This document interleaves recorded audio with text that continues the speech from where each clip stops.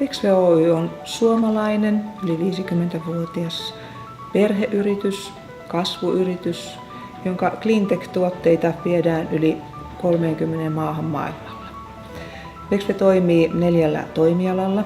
Meidän tuotteita menee tuonne kaukolämpöön, kaukokylmään, öljy- ja kaasu- ja talotekniikka ympäristöihin, lähinnä energiainfran rakentamiseen.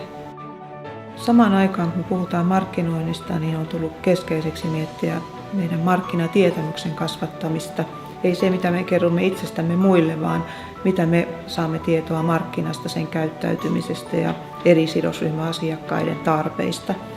Ja sitä kautta ollaan lähdetty rakentamaan tiedolla johtamisen prosesseja meidän yhtiöön ja yhtä lailla samanaikaisesti sisältöstrategiaa ja sisällön tuottamisen prosesseja. Tässä työssä meillä on sitten ollut äärimmäisen tärkeänä sisäiset koulutukset. Ollaan erittäin vahvalla kädellä koulutettu henkilöstöä. Tiedolla johtamisen prosesseissa on lähdetty tehokkaalla tiedonhakukoulutuksella, meidän toimihenkilöiden asiantuntijaprofiilien rakentamisella, sosiaaliseen mediaan ja niin edelleen. Ja tässä yhteistyössä meillä on ollut tärkeänä kumppanina Differo Oy. Sisältöstrategiaa lähdimme työstämään samanaikaisesti näiden koulutusten kanssa ja samalla myöskin prosessia, jolla ryhmämuotoisesti pystyisimme tuottamaan sisältöjä ilman, että kellekään syntyisi niin sanotusti tyhjän paperin kammoa.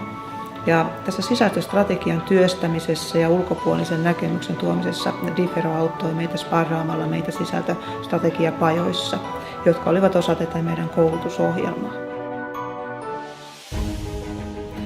Muutos lähtee aina ihmisistä. Ehdottomasti ihmisten kouluttaminen, innostaminen, sitouttaminen ja heille lisäarvon tuominen on kaiken lähtökohta. Toiseksi kaikki siilot romukoppaan. Hyvä sisältöstrategia, sisällön tuotanto, tiedolla johtaminen on joukkueen laji mitä suuremmassa määrin. Kolmanneksi kyllä suosittelisin, että käyttää ulkopuolista apua ja sparrausta vankan tukevan sisältöstrategian laatimiseen. Siitä on hyvä ponnistaa. Ja neljänneksi sitten ei mitään muuta kuin kokeilemaan. Siitä oppii tekemällä.